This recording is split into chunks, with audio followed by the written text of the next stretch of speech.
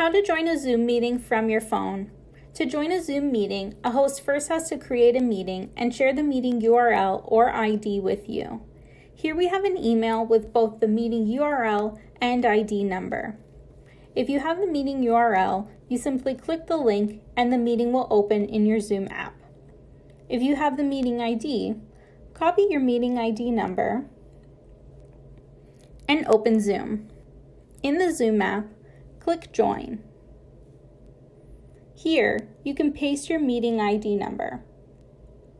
You can also disconnect from your audio or video if you wish. When you're ready, click Join. If it asks you for a password, copy your meeting password from your meeting invite and paste it into the field. Click Continue.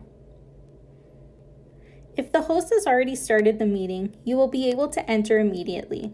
If the host has not started the meeting yet, you may be placed into a waiting area like this one until they arrive.